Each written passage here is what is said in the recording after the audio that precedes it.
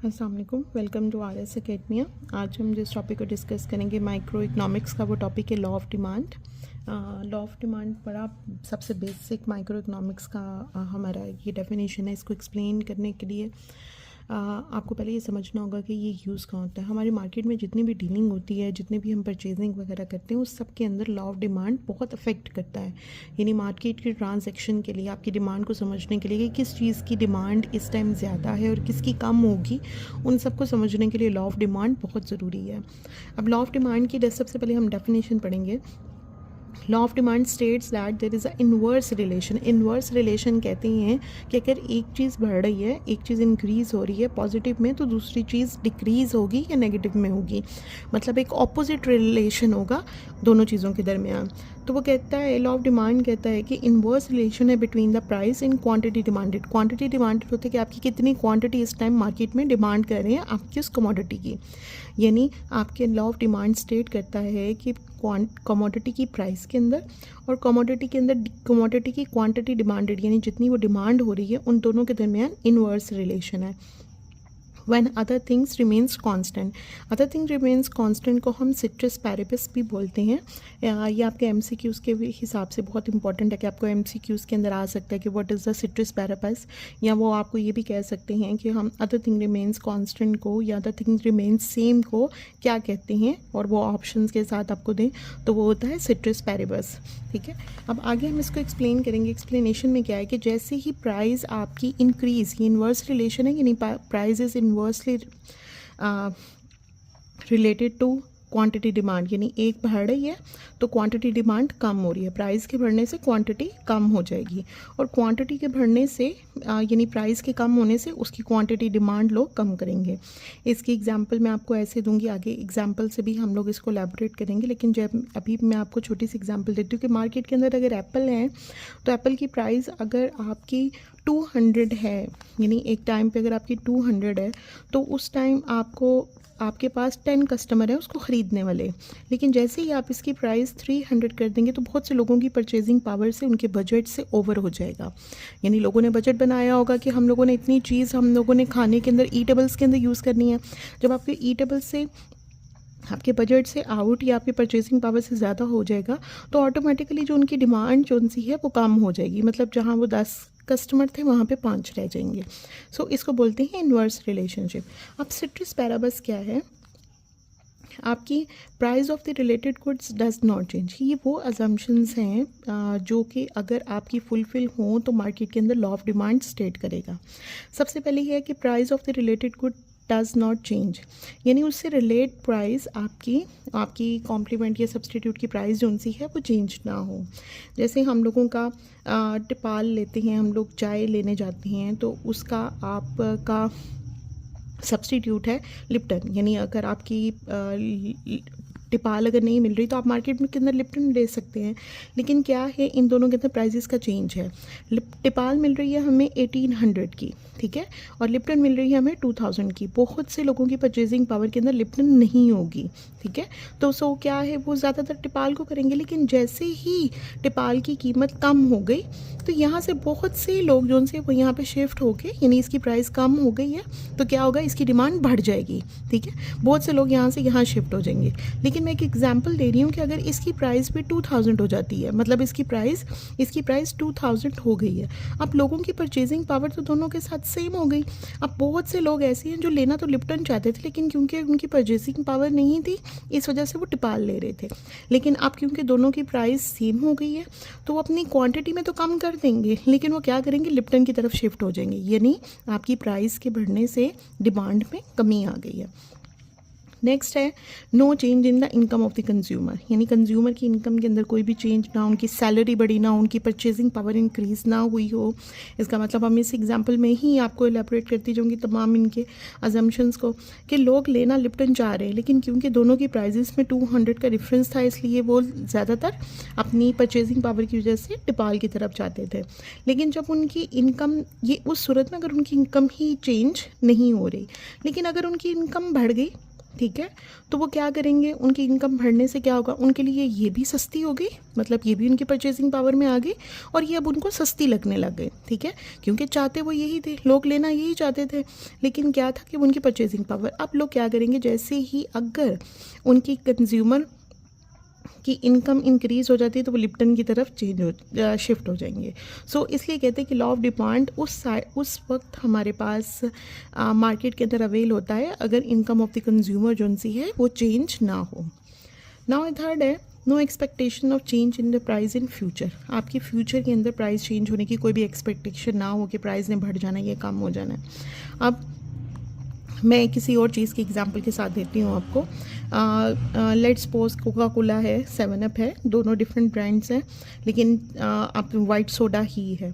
एक white soda जो सा है वो कोका कोला है, मैं यहाँ पे कोक लिख देती हूँ, ठीक है, और एक है हमारे पास 7 अप। अब क्या है, अगर मार्केट के अंदर ये चीज़ आ जाए कि लोगों की ये है 100 की, मैं ज़्यूम कर रही हूँ, और 7 अप है 80 रुपीज़ की।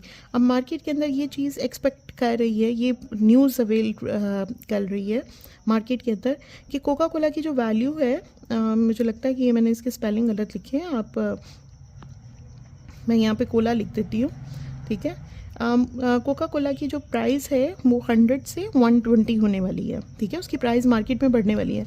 तो बहुत से लोग इसकी बढ़ने की वजह से कि अभी इसकी प्राइस इतनी ही चल रही है, वो बहुत सी चीज़ को, मतलब बहुत सी कोका कोला को स्टॉक कर लेंगे, ठीक है। लेकिन क्या होगा कि इसकी प्राइस तो चेंज नहीं हुई, लेकिन इसकी डिमांड में बढ़ गई है। तो लॉ ऑफ डिमांड तो कहता है कि अगर प्राइस कम हो तो डिमांड बढ़ेगी, ठीक है। यहाँ पे तो प्राइस कम नहीं हो रही है, इसलिए या आप ये कह लें कि 7 अप मार्केट के अंदर कहीं कि 7 अप की भी कह सकते हैं कि जी प्राइस बढ़ने वाली, तो बहुत से लोग इसको ख़रीदना शुरू कर देंगे, हालांकि इन प्रेजेंट प्राइस में कोई चेंज नहीं आया।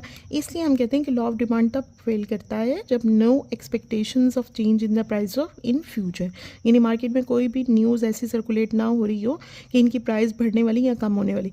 अब कम होने के एग्जाम्पल में ये है कि बहुत सी मार्केट के अंदर ये न्यूज़ आ जाए जी कोला की वैल्यू जो सी है वो आगे रमज़ान में या ईद में 100 से 80 होने वाले, तो बहुत से लोग जो कि पहले बल्क में ख़रीदना चाहते थे वो अपनी क्वांटिटी को कम कर देंगे कि अब रमज़ान आएगा या ईद आएगी या कोई भी त्यौहार आएगा, हम तब ख़रीद लेंगे, ठीक है।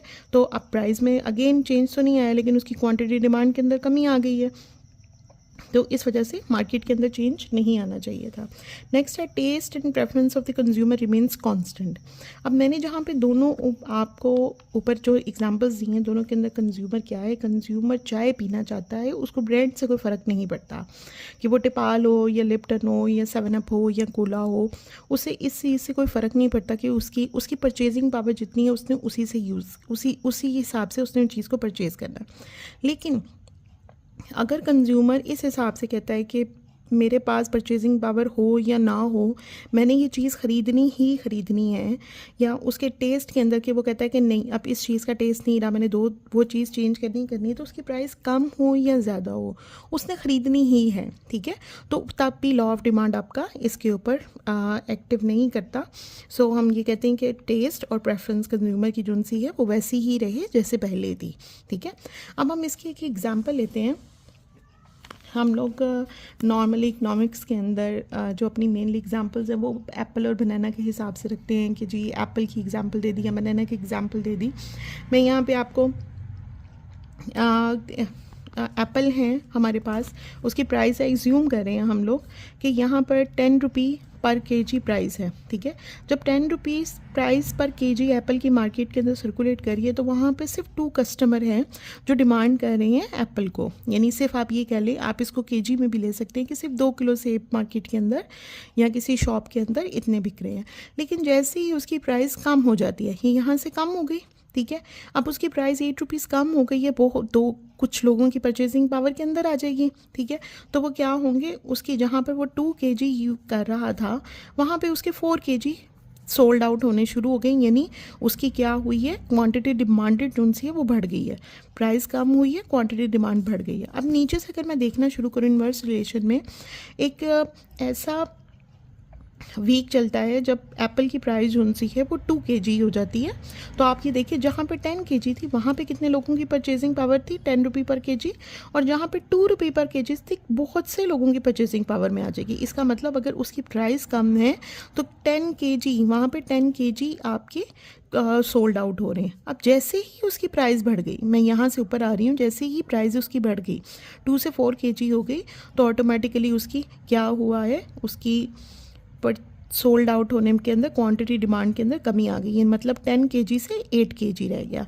मतलब ये आपका पूरा टेबल शो करता है कि हमारा जो क्वांटिटी, प्राइस के बढ़ने से क्वांटिटी डिमांड कम होती है, और प्राइस के ज़्यादा होने से क्वांटिटी डिमांड प्राइस के ज़्यादा होने से क्वांटिटी डिमांड कम होती है, और प्राइस के कम होने से क्वांटिटी डिमांड बढ़ जाती है। अब इसी टेबल को हमने ग्राफ में शो किया है। मतलब जब आपका 10 रुपये पर kg था तो आपके पास 2 कस्टमर थे। जब आपके पास 8 रुपये पर kg था तो आपके पास 4 कस्टमर थे, ठीक है, या 4 kg आपका सोल्ड आउट हो रहा था। 6 आपका जब प्राइस था तब आपके 6 क्वांटिटी डिमांडेड kg सोल्ड हो रहे थे। 4 के साथ ये था। इन तमाम डॉट्स को मिलाया जब हमने यहाँ पर, इन तमाम डॉट्स को जब इन डॉट्स को मैंने मिलाया तो मेरे पास एक रे बन गई, एक लाइन बन गई। इस रे को बोलते हैं हम लोग डिमांड, ठीक है, डिमांड कर्व। ये डिमांड कर्व है। इसको हम कैपिटल डी से भी शो करते हैं, स्मॉल डी से भी शो करते हैं। मैंने सी लगा दी, डी लगाया कि ये डिमांड कर्व है आपकी। और कैपिटल डी से आपको डी ऑफ एक्स लिखते हैं हम लोग इसको normally, capital D of x को, कि ये डिमांड है किसकी, एक्स की। अब हमेशा जो डिमांड कर्व है वो नेगेटिव स्लोप होती है, और नेगेटिव स्लोप जो सी है वो हमारे इन्वर्स रिलेशन को शो करती है।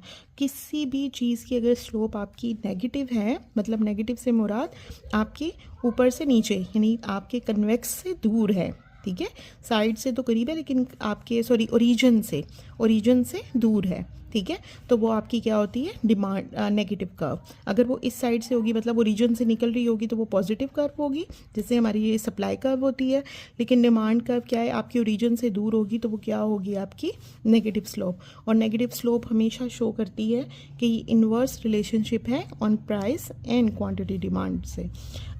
लॉ ऑफ डिमांड यहीं तक स्ट्रेट करता है, यहीं तक होता है। बहुत इंपॉर्टेंट टॉपिक है ये। So thank you so much for watching my video. If you like my video, then please subscribe it, share it and like it, and comment for the feedback. Thank you.